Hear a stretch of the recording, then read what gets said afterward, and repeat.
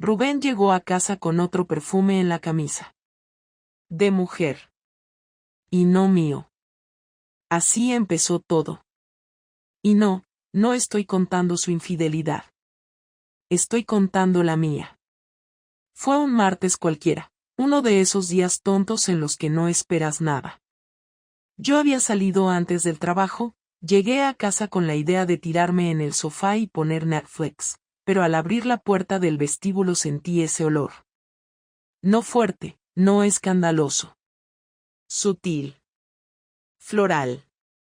Caro. Un perfume que no tengo. Uno que no uso. Lo primero que pensé fue que se había abrazado con alguna compañera del instituto, una de esas profesoras de inglés que siempre están de risitas. No dije nada. Pero lo observé. Cuando bajó la ropa para lavar, supe que no había sido un abrazo. La marca de labios en el cuello de la camisa blanca era demasiado evidente.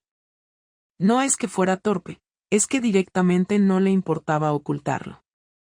Me quedé callada. No le hice drama. No pregunté. Me limité a actuar como si nada. Pero por dentro, algo se encendió. No fue rabia. Fue algo peor, la necesidad de devolver el golpe. De sentir que podía hacer lo mismo. Que si él podía, yo también. Y ahí es donde entra Samuel. Samuel no es una aventura de película. No es más joven, ni más guapo. Pero tiene algo que Rubén ya no tiene: atención. Mirada. Presencia. Es el padre de uno de los niños de la clase de Hugo. Lo conocí en una reunión de padres y madres. Estábamos esperando a que salieran los críos del aula, y se puso a hablar conmigo como si me conociera de toda la vida. Sin prisas. Con esa calma que te da la gente que no necesita impresionar a nadie. Al principio fue solo conversación. Pero después, como pasa con estas cosas, empezaron los mensajes. Las risas. La tensión en el aire cada vez que coincidíamos. Esa sensación de aquí hay algo que no hace falta explicar, porque ambos lo saben. Y lo que Rubén nunca imaginó, es que mientras él se inventaba correos urgentes para quedarse más tiempo en el instituto, yo empezaba a escribir mi propio secreto. Sin culpa. Sin remordimientos. Solo con una claridad brutal: si mi matrimonio estaba condenado al aburrimiento y a la rutina, no iba a irme de él siendo la víctima. No planeé nada. No pensé en el qué dirán. Solo me dejé llevar. Y cuando una tarde, después de dejar a los niños en fútbol, Samuel me invitó a tomar algo, no dije que no. Sabía perfectamente a dónde iba. No al bar. A cruzar esa línea. Y la crucé. Ni siquiera me sentí mal. No esa primera vez. Me sentí despierta, deseada, libre. Como si el cuerpo me recordara que aún estaba viva, que no era solo madre, esposa, gestora de seguros, la que organiza la compra y hace los tuppers. Era otra yo. Una que Rubén no conocía. Y que, sinceramente, tampoco me importaba esconderle. Eso fue solo el principio. Porque si algo descubrí esa noche, es que la infidelidad no empieza en la cama. Empieza en el momento exacto en el que dejas de mirar a tu pareja con respeto. Y Rubén me había dejado de mirar hacía mucho. Yo solo me limité a devolverle el favor. No sé si Rubén ya lo sospechaba o si simplemente tuvo una corazonada, pero lo cierto es que no tardó en darse cuenta de que algo había cambiado. Y no lo descubrió porque yo anduviera distraída o porque se me escapara un mensaje, no, lo descubrió porque un viernes cualquiera, después de que él se fue a ver a su madre, volvió antes de lo previsto y encontró el coche de Samuel aparcado frente al portal. No era especialmente tarde, serían las 8 y algo, yo ni siquiera lo esperaba. El plan era sencillo: Hugo estaba con su abuela, Rubén se suponía que iba a quedarse en casa de ella esa noche porque al día siguiente tenían médico temprano, y yo había preparado todo para pasar un rato a solas con Samuel, sin riesgos. Pero la vida tiene esa forma tan suya de estropearte cualquier plan. Yo no me enteré de que Rubén había vuelto hasta que escuché el timbre sonar 2 veces seguidas. Samuel se quedó congelado, con el vaso en la mano. En ese momento ya no había nada que esconder, estábamos sentados en la mesa del comedor, había restos de cena, la música de fondo, las risas que seguro se oían desde el ascensor. Me levanté y fui directa a la puerta sin decir nada, pero ya sabía que era él. Solo Rubén tiene esa manía de tocar el timbre 2 veces, rápido, como si la casa se le fuera a escapar. Cuando abrí, me miró sin hablar. Yo tampoco dije nada. Detrás de mí, Samuel se puso de pie lentamente, como si el hecho de ponerse erguido fuera a darle alguna autoridad. Rubén no apartó la vista de mi cara, no dijo qué haces, no preguntó quién era, no gritó. Solo entró. Caminó despacio por el pasillo y se plantó delante de Samuel. Y ahí habló. Con una calma que no le conocía, le soltó: acaba lo que tengas que decirle y vete. Samuel miró hacia mí como buscando una señal, pero yo no tenía ninguna que darle. Se marchó sin decir una palabra más. Ni una disculpa, ni una excusa, ni un reproche. Se fue como entró, solo que con el rostro mucho más pálido. Cuando se cerró la puerta, Rubén y yo nos quedamos en el comedor, uno frente al otro, en la misma mesa donde hacía apenas 10 minutos yo me reía como una adolescente. Él se sentó. Me señaló la otra silla. Me senté. Durante unos segundos que se hicieron largos, ninguno dijo nada. Me miró fijamente. Yo no aparté la mirada. No iba a hacerlo.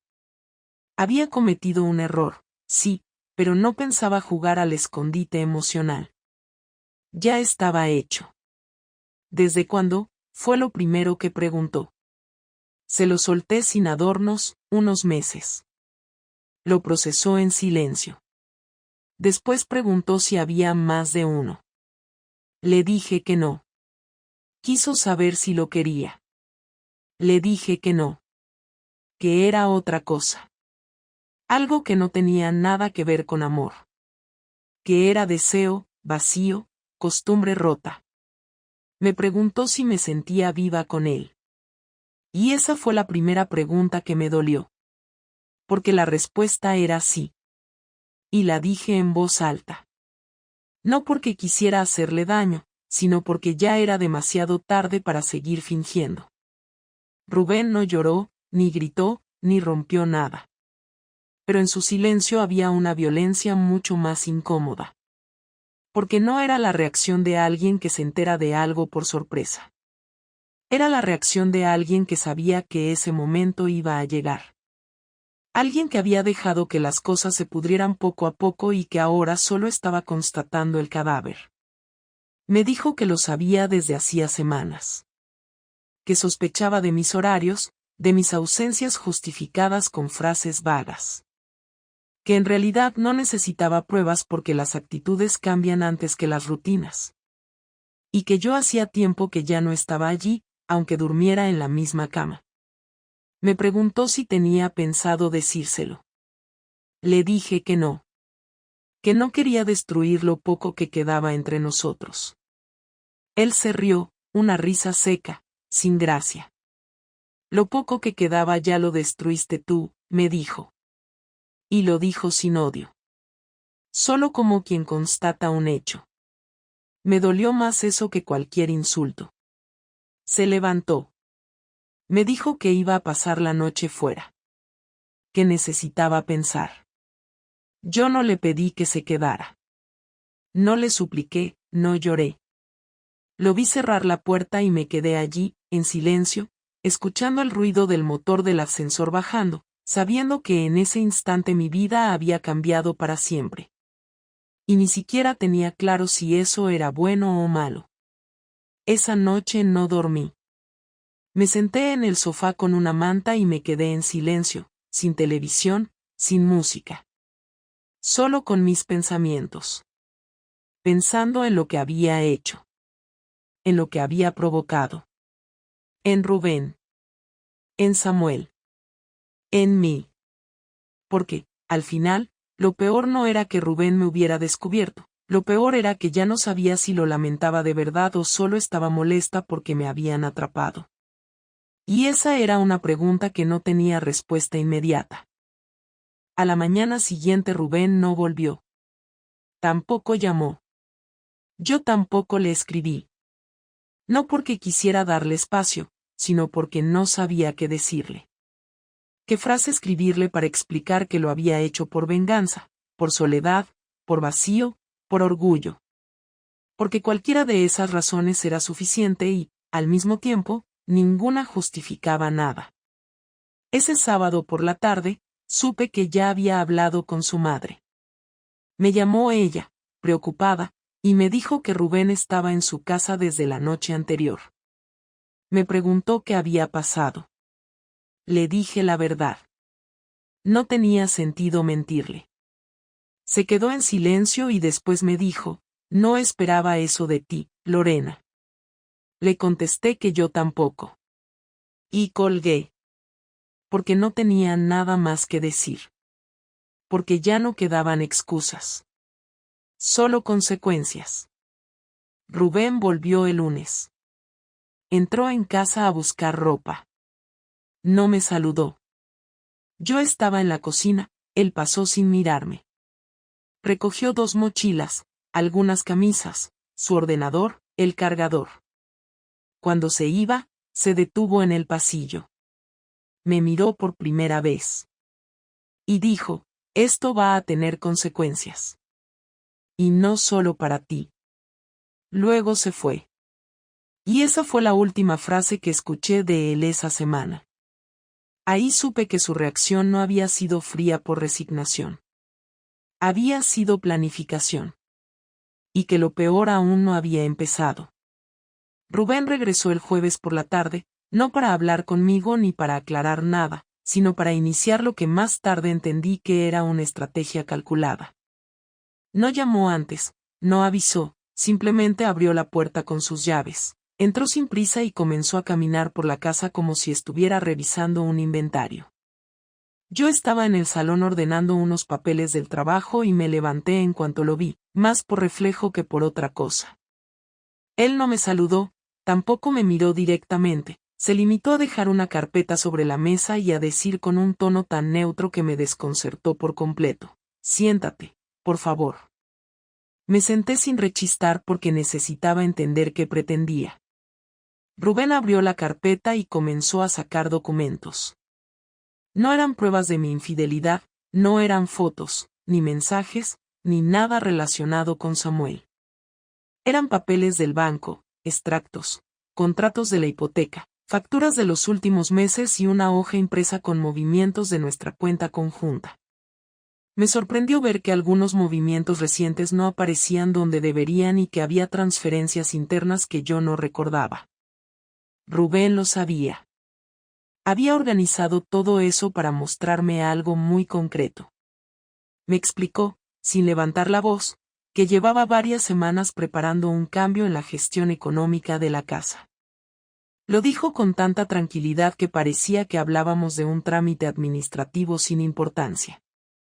Me informó de que había separado su nómina, de que había cerrado una tarjeta adicional que yo usaba y de que había solicitado un informe patrimonial actualizado. No lo dijo como un reproche. Lo dijo como si fuera parte de un proceso inevitable que simplemente estaba siguiendo. Yo intenté hablar, intenté preguntarle por qué había hecho eso sin decirme nada, pero él levantó la mano y me pidió que esperara. Me dijo que no pretendía castigarme económicamente, que no quería dejarme sin recursos, pero que tampoco estaba dispuesto a seguir compartiendo absolutamente todo cuando ya no existía confianza entre nosotros. Lo dijo mirándome directamente y por primera vez sentí que su calma no era resignación sino determinación. Me dejó claro que no abandonaría a su hijo, que no pensaba irse de la casa sin asegurarse de que Hugo no sufriría en lo práctico, pero que ya no tenía la obligación moral de proteger a alguien que había tomado decisiones sin pensar en él ni en las consecuencias. Después vino algo que no esperaba. Sacó un papel diferente, uno que no pertenecía al banco. Un informe del colegio. No uno cualquiera, sino uno sobre Hugo. En él se mencionaba que llevaba semanas mostrándose más nervioso, más disperso, menos participativo. Leonor, su tutora, había añadido una nota comentando que cuando le preguntó si todo estaba bien en casa, Hugo se puso a llorar sin explicación. Rubén dejó ese papel frente a mí y me dijo, lo que hiciste no se quedó entre tú y yo. Fue la primera frase que me hizo temblar de verdad desde que todo esto empezó. Porque no era él hablando como marido, sino él hablando como padre. Intenté explicarle que jamás había querido involucrar al niño, que Hugo no sabía nada concreto, que yo evitaba que estuviera presente en discusiones o momentos tensos. Rubén me contestó que no hacía falta que un niño viera nada para darse cuenta de que algo iba mal, que la distancia emocional se nota más que los gritos y que él llevaba sintiéndola desde antes de descubrir lo mío. Afirmó que no me culpaba solo por la infidelidad, sino por haber ignorado señales que estaban a la vista. Yo no supe qué decirle porque en ese punto no había réplica posible. Lo que él sostenía tenía sentido. Después de un rato de silencio incómodo, Rubén se levantó y fue hasta la habitación. Yo pensé que iba a marcharse otra vez con más ropa, pero volvió con una bolsa que no había visto antes. La dejó en la mesa y me dijo que había empaquetado algunas de mis cosas que consideraba personales, como fotos antiguas, cartas y algunos objetos que para él ya no tenían sentido dentro de la casa. No era una expulsión, pero sí un mensaje. Me estaba diciendo que la casa ya no era completamente mía, que algo se había roto y que él no iba a esperar a que yo decidiera qué parte reparar. Yo protesté. Le dije que esa no era la forma, que podíamos hablar, que no hacía falta actuar así de frío. Él me respondió que hablaríamos cuando la situación lo permitiera, no cuando yo quisiera imponer el ritmo. Me recordó que durante meses yo también había tomado decisiones sin consultarle, que él había sido el último en enterarse de todo y que ahora necesitaba recuperar algo de control sobre su vida. La forma en que lo dijo me hizo entender que había entrado en una etapa nueva, una en la que sus emociones no iban a dictar sus acciones. Rubén entonces soltó la frase que cambió el tono de todo: esta es la consecuencia de lo que empezaste tú, pero voy a tomar las riendas de lo que venga después. Yo intenté preguntarle qué significaba eso, pero él no respondió. Simplemente guardó los papeles en la carpeta, la cerró con calma y añadió: hay más cosas que necesitas saber, pero no hoy. Hoy solo tienes que entender que esto ya no depende de lo que tú quieras.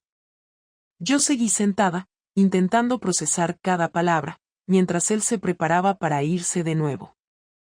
Antes de salir me dijo que Hugo pasaría el fin de semana con él, que no quería que el niño estuviera en una casa donde notara tensión. Añadió que yo podía verlo el domingo, pero que por ahora lo mejor era que cada uno tuviera su espacio. Intenté detenerlo, le dije que no podía decidir eso solo, que yo también era su madre, que tenía derecho a tener al niño conmigo. Él me miró con una expresión que no era de enfado, sino de decepción contenida, y me dijo: claro que tienes derecho, pero por ahora lo llevo yo. Necesitas pensar y yo necesito protegerlo. Cuando cerró la puerta me quedé en la misma posición durante varios minutos, sin moverme.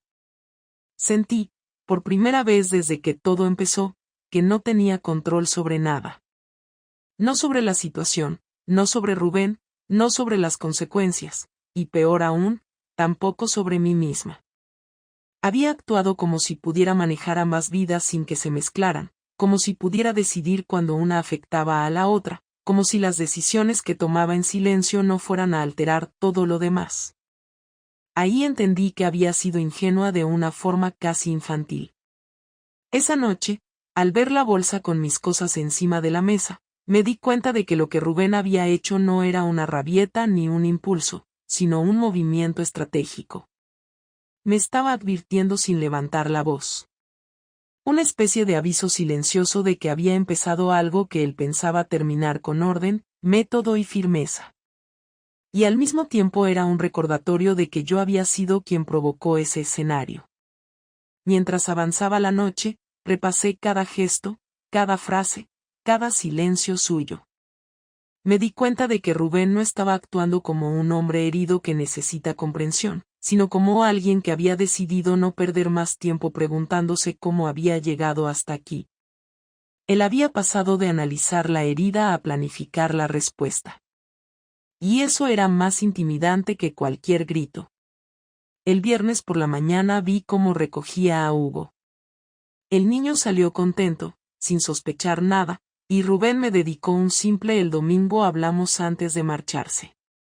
Fue entonces cuando entendí que esa conversación sería decisiva y que él ya tenía claro su siguiente paso. Yo aún no sabía cuál era, pero estaba claro que él llevaba la delantera en algo que estaba a punto de escalar. Cuando el coche desapareció calle abajo, tuve por primera vez la sensación de que ya no era yo quien debía temer ser descubierta, sino yo quien debía temer lo que vendría después. El domingo por la tarde, cuando Rubén volvió con Hugo, no se detuvo a hablar en la puerta ni me hizo señas para salir a la calle como en otras ocasiones. Entró directamente, con el niño medio dormido en brazos, y lo llevó a su habitación sin hacer ruido. Yo lo observé desde el pasillo, sin atreverme a decir nada. Cuando volvió, cerró la puerta del cuarto con cuidado, y en lugar de quedarse de pie, fue al salón, se sentó en el mismo sofá donde yo había pasado noches enteras pensando qué haría si esto salía mal, y me dijo con voz clara: ahora sí, vamos a hablar en serio. Me senté enfrente, esperando otra lista de reproches o una amenaza velada sobre la custodia de Hugo, pero lo que hizo fue más complejo. Sacó su móvil, desbloqueó la pantalla y me mostró una carpeta de imágenes. Al principio no entendía lo que veía, pero en cuanto pasé las primeras 2 o 3 fotos, me di cuenta de que no eran nuestras, eran de Samuel, con otra mujer, en un restaurante, caminando por la calle, abrazados, besándose. Yo no entendía nada, me giré hacia él y le pregunté qué era eso. Rubén me respondió que mientras yo pensaba que tenía una historia paralela sin consecuencias, él había contratado a un investigador privado. Dijo que lo hizo la misma semana en la que notó que ya no lo miraba igual, mucho antes de descubrir lo nuestro, porque aunque no sabía exactamente qué pasaba, tenía claro que yo estaba con la cabeza en otro sitio. Rubén explicó que no me había dicho nada porque necesitaba estar seguro, pero que cuando confirmó que se trataba de Samuel, no se limitó a comprobar mis movimientos, sino también los de él. Lo había seguido durante semanas y lo que encontró no fue solo un amante improvisado, sino alguien con una relación estable con otra mujer, alguien que llevaba una doble vida mucho más estructurada que la nuestra. Me quedé en silencio, incapaz de entender cómo no lo había visto antes. Rubén siguió hablando y me dijo que no lo hizo por venganza, sino por estrategia. Que en el momento en que decidió actuar, no lo hizo desde la rabia, sino desde la necesidad de proteger lo que aún podía salvar, su dignidad, su posición frente a Hugo y su capacidad de tomar decisiones con ventaja. Ahí vino la parte más inesperada. Rubén no me gritó ni me dijo que yo era una tonta por haberme metido con alguien como Samuel, no me insultó, no me humilló. Me preguntó si yo sabía que Samuel tenía otra mujer. Le dije que no, que nunca me lo había mencionado. Rubén se encogió de hombros y añadió que probablemente ella tampoco sabía de mí. Me preguntó si me importaba. Le dije que no, porque en realidad ya no quería saber nada más de Samuel. Rubén sonrió, una sonrisa muy seca, y me dijo que eso era irrelevante. Que lo importante no era cómo me sentía yo, sino lo que había hecho con esa información. Entonces sacó un segundo móvil. Uno viejo, sin tarjeta SIM, solo conectado a una red Wi-Fi. Me lo mostró y me explicó que ahí tenía copias de todas las pruebas, fotos, grabaciones, ubicaciones, textos. Y luego me dijo que ya las había enviado, que no había esperado a esta conversación para actuar, que desde el viernes por la mañana, la mujer de Samuel había recibido un paquete anónimo en su trabajo, y que según el rastreador del envío, ella ya lo había abierto. Me quedé sin palabras. Me preguntó si quería saber qué había dentro. Le dije que no, pero él igual lo explicó. Un sobre con las fotos impresas, una copia digital en USB, y una carta escrita a mano donde se explicaba todo, sin mi nombre, pero con fechas, lugares y datos suficientes para que ella entendiera que no era un malentendido. No podía creer lo que escuchaba. Le pregunté por qué lo había hecho, por qué involucrar a esa mujer. Rubén respondió que no era por ella, que no le importaba su vida, sino que quería destruir la falsa seguridad de Samuel, que quería que perdiera el equilibrio, que se sintiera vulnerable. Me dijo que quería que yo viera con mis propios ojos cómo era realmente ese hombre con el que había puesto en juego todo lo que habíamos construido. No lo dijo con odio, lo dijo con determinación, como quien se quita una espina. Pero no terminó ahí. Rubén me explicó que también había preparado una carta para mi jefe, no con detalles escabrosos, sino con una queja formal por relaciones inapropiadas en el entorno laboral. No lo envió, al menos no todavía. Me dijo que solo lo haría si las cosas se complicaban con Hugo, que era su moneda de cambio en caso de que yo quisiera iniciar una guerra. Me preguntó si pensaba luchar por la custodia, si pensaba hacerme la víctima en el juzgado. Le dije que no tenía intención de hacerlo. Me respondió que eso esperaba, que si yo quería evitar una guerra, bastaba con no provocarla. Le pregunté si pensaba divorciarse. Me dijo que sí. Que el lunes mismo pediría cita con un abogado y que yo recibiría los papeles tan pronto como estuvieran listos. Que no iba a esperar a que yo decidiera cambiar o a que me arrepintiera. Que no quería tener que volver a explicar a nadie por qué estaba compartiendo cama con una mujer que le mintió durante meses. Y añadió que no era orgullo, era sentido común. Le pregunté si estaba seguro. Me respondió que nunca había estado tan seguro de nada en su vida. Después se levantó, fue a la cocina, se sirvió un vaso de agua, y antes de volver a salir, se giró hacia mí y dijo: te toca decidir qué vas a hacer con lo que queda de tu dignidad. Cerró la puerta sin esperar respuesta.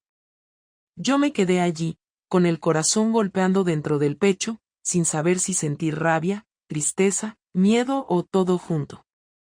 Había pensado muchas veces cómo sería enfrentar una situación así, pero nunca imaginé estar del otro lado, nunca creí que él sería capaz de reaccionar así, con una frialdad quirúrgica que me dejaba sin defensa. Porque no había gritos, no había drama, no había insultos. Solo había hechos, decisiones, pasos ejecutados con precisión. Esa noche no pude dormir. Me acosté en la cama sola, mirando el techo, repasando cada detalle de la conversación. Entendí que Rubén ya no era mi marido en el sentido emocional.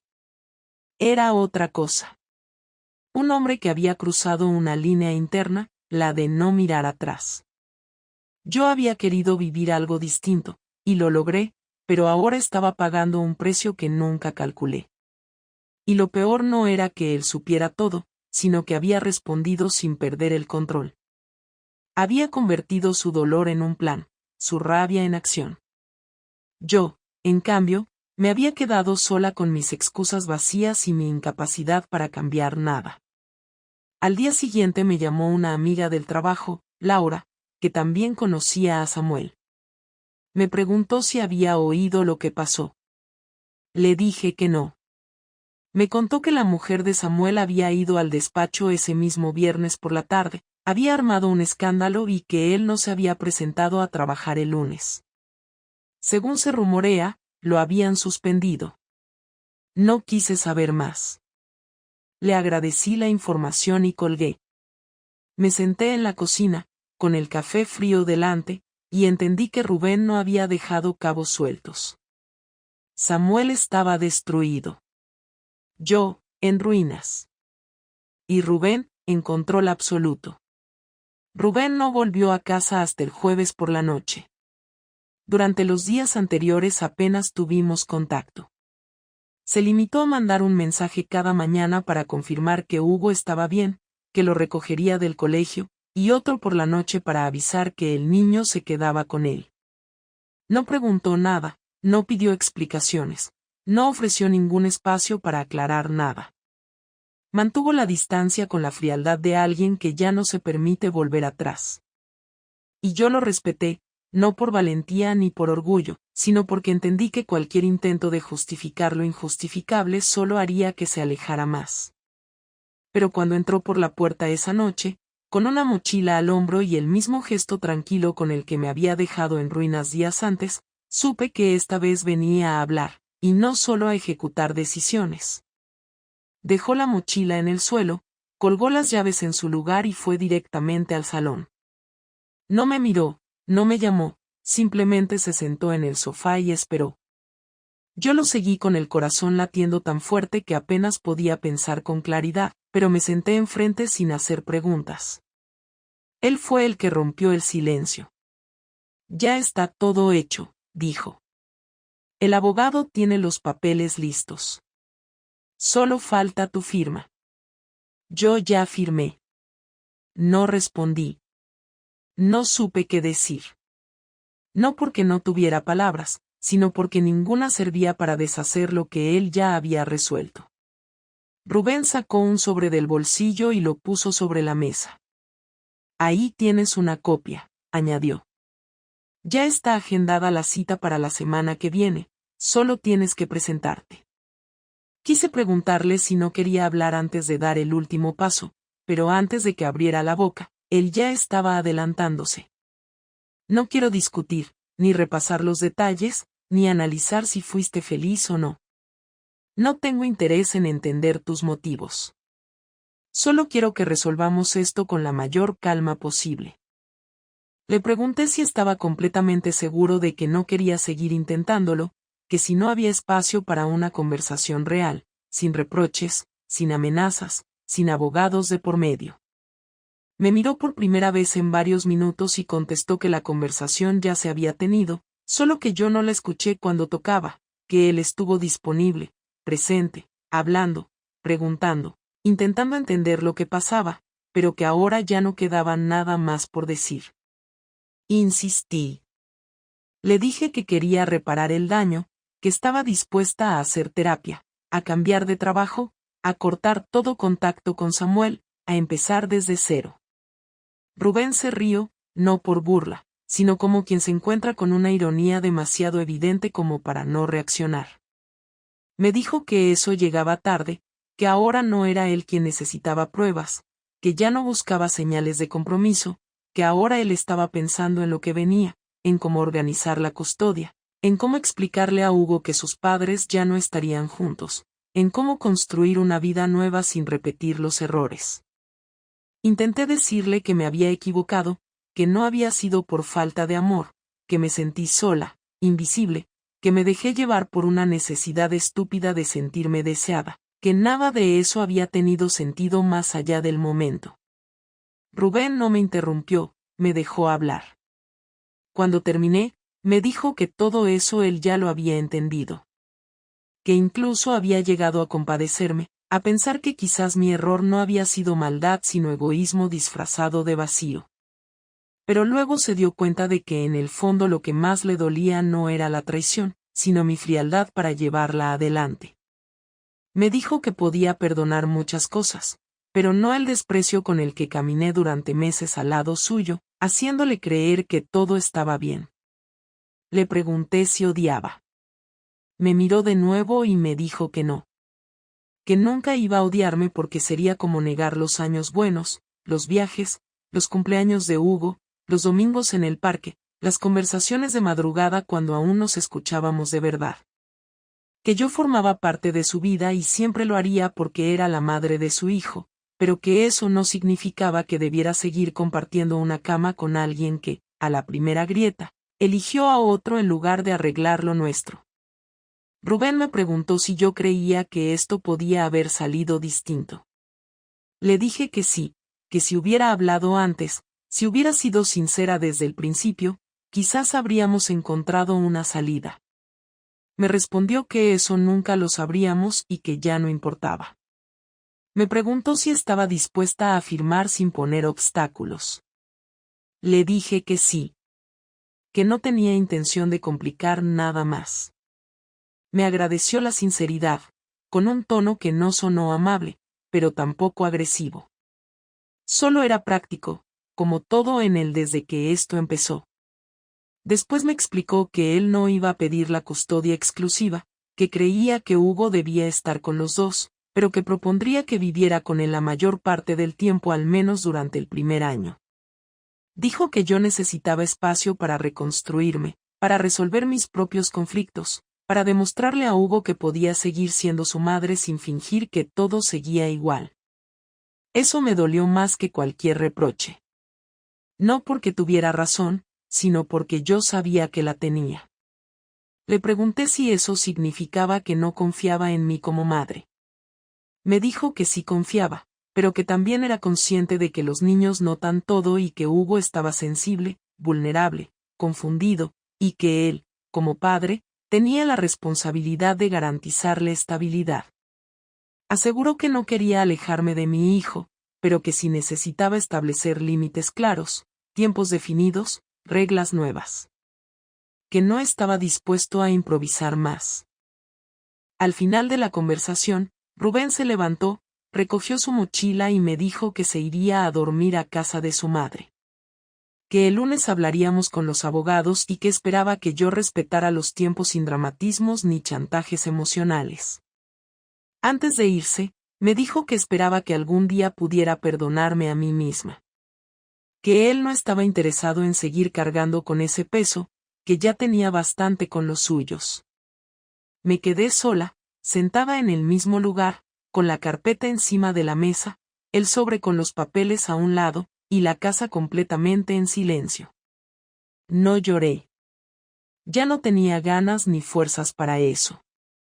Solo me quedé mirando la puerta cerrada, sabiendo que esta vez no volvería a abrirse para reconciliarnos. Lo nuestro había terminado, no por una explosión, sino por una serie de decisiones que yo misma tomé y que ahora veía desplegadas frente a mí como un camino que solo llevaba a una dirección. Sabía que la próxima vez que Rubén volviera sería para recoger sus cosas o para traer a Hugo de regreso. Ya no habría conversaciones profundas ni confesiones tardías. Solo acuerdos, horarios, logística. Y con eso, tenía que aprender a vivir. El lunes por la mañana llegué al despacho del abogado 10 minutos antes de la hora acordada. No porque tuviera prisa ni porque quisiera mostrar ningún tipo de predisposición, sino porque llevaba despierta desde las 6, dando vueltas en la cama, sin saber qué hacer con tanto silencio encima. Rubén llegó puntual, con una carpeta en la mano y la misma expresión neutra que llevaba mostrando desde que decidió que todo esto iba a terminar de forma definitiva. No hubo saludo, ni gestos incómodos, ni necesidad de fingir que aún quedaba algo por reconstruir. Nos sentamos. El abogado explicó los pasos a seguir, nos leyó algunos puntos del convenio y al final me pasó el documento para firmar. Firmé sin decir nada. Rubén hizo lo mismo. Fue un trámite rápido, sin emociones, sin interrupciones, sin súplicas. Todo estaba claro, todo estaba cerrado. Al salir del despacho no me acompañó. Se limitó a decir que hablaríamos durante la semana para coordinar el tema de Hugo. Le dije que estaba de acuerdo, que cuando quisiera. Se fue caminando sin mirar atrás. Yo me quedé en la acera un rato, sin saber hacia dónde ir. No tenía trabajo ese día, había pedido el día libre por si la reunión se complicaba, pero terminó tan rápido que me sobró tiempo. Caminé sin rumbo por el centro, pasé por calles que ni recordaba, entré en una cafetería que no conocía y me senté sola en una mesa del rincón. Pedí un café con leche y un bocadillo que apenas probé. Estuve allí más de una hora, mirando por la ventana, viendo cómo la gente hacía su vida con normalidad mientras yo intentaba entender en qué momento dejé de tener la mía bajo control. Durante las semanas siguientes no hablé mucho con Rubén. Las conversaciones se limitaron a mensajes sobre Hugo, horarios de recogida, tareas del colegio y alguna urgencia puntual. No hubo peleas, tampoco hubo acercamientos. Cada uno se mantuvo en su sitio, como dos personas que comparten una responsabilidad pero ya no una historia. Yo empecé a trabajar desde casa con más frecuencia. Evitaba salir, evitaba coincidir con gente del colegio, con vecinos, con cualquier persona que pudiera preguntarme por Rubén o por lo que había pasado. No porque sintiera vergüenza, sino porque aún no sabía qué decir. Ni siquiera estaba segura de cómo definir lo que había hecho, porque la palabra infidelidad se me quedaba corta, pero cualquier otra me parecía un intento inútil de justificar algo que no tenía justificación. Samuel no volvió a escribir. Desapareció por completo después de que su pareja lo dejara y de que en el trabajo le abrieran un expediente. Supe que se había marchado de la ciudad, no sé si por voluntad propia o porque no le quedó otra opción. Tampoco me interesaba. No quedaba nada por cerrar con él. Lo que tuvimos fue un error de principio a fin. Algo que en su momento quise creer que tenía sentido, pero que no era más que una manera de distraerme de una vida que se me estaba cayendo encima. Una excusa para no mirar lo que no quería ver, para no aceptar que había dejado de sentirme parte de algo desde hacía mucho tiempo.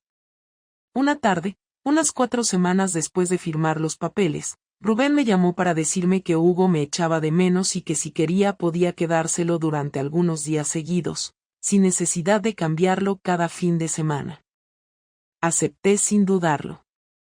Durante esos días intenté que todo pareciera normal, que Hugo no notara mis dudas, mis errores, mi tristeza. Jugamos, vimos películas, cocinamos juntos, hicimos los deberes en la mesa del salón como siempre. Y aunque él no preguntó directamente por su padre, yo sabía que algo dentro de él estaba intentando entender por qué las cosas ya no eran como antes. Una noche, mientras lo arropaba, me preguntó si su padre y yo volveríamos a estar juntos. No supe qué responder. No quise mentirle, pero tampoco quería herirlo. Le dije que no lo sabía, que a veces los adultos tomamos decisiones difíciles, pero que lo más importante es que él siempre tendría a los dos, aunque ya no viviéramos en la misma casa. Asintió en silencio, se giró en la cama y me pidió que me quedara con él hasta que se durmiera. Me quedé, y esa fue la primera vez en semanas que lloré. No porque me arrepintiera de todo, sino porque por fin acepté que esto no tenía arreglo. Con el tiempo Rubén empezó a mostrarse más relajado. Ya no tenía esa tensión constante en la voz, ya no me respondía con frases secas. Incluso llegamos a intercambiar algunas palabras sobre temas que no tenían que ver con el niño. Fue entonces cuando entendí que él ya había cerrado el capítulo, que no tenía interés en castigarme eternamente, que su vida estaba avanzando sin necesidad de arrastrarme en el proceso. Y ahí fue donde me tocó decidir qué hacer con lo que me quedaba. No volví a estar con nadie. No porque no pudiera, sino porque no quise repetir el mismo error de intentar llenar vacíos con personas que no tienen nada que ver con el problema. Empecé a ir a terapia, a intentar entender por qué elegí ese camino, por qué permití que todo se degradara sin luchar. No para justificarme, sino para no volver a cometer los mismos errores. Descubrí muchas cosas de mí que ni siquiera imaginaba. Que arrastraba frustraciones desde antes de casarme, que nunca aprendí a comunicar lo que necesitaba, que siempre me acomodé al rol que se esperaba de mí, sin cuestionarlo. Y cuando la rutina me asfixió, en lugar de hablarlo, elegí traicionar, escapar, fingir. La terapeuta me preguntó si volvería con Rubén si él me lo propusiera. Le dije que no lo sabía. Que parte de mí aún lo quería, pero que otra parte entendía que él ya no era el mismo, y que yo tampoco. Que quizás lo más honesto era aceptar que esa historia ya no podía volver a construirse desde el mismo lugar. Me preguntó si me arrepentía. Le dije que sí, pero que no era el tipo de arrepentimiento que busca el perdón del otro. Era un arrepentimiento hacia mí misma, por no haber tenido el valor de enfrentar la verdad a tiempo. Han pasado ya 6 meses desde que todo terminó. Rubén y yo hablamos con normalidad, compartimos momentos con Hugo cuando hace falta, incluso hemos ido los tres juntos a alguna actividad del colegio sin que se note la tensión. Él ha empezado a salir con alguien, lo supe porque me lo dijo con naturalidad, sin intención de provocarme. Me alegré, de verdad. No porque quiera que rehaga su vida para compensar lo que yo rompí, sino porque él merece estar con alguien que lo mire con ganas y no con culpa. Yo sigo reconstruyendo mi vida a un ritmo más lento. No busco pareja, no hago promesas ni me pongo metas imposibles. Solo intento ser una mejor madre, una mejor persona, alguien que no se vuelva a traicionar a sí misma por miedo al conflicto o a la incomodidad. No espero que Rubén me perdone del todo. Sé que algunas cosas simplemente dejan de importar con el tiempo, no porque se perdonen, sino porque ya no pesan. Y si algún día podemos sentarnos los dos sin que nos duela recordar lo que fuimos, quizás ahí pueda decir que al menos aprendí algo. Esta historia no terminó bien ni mal. Simplemente terminó.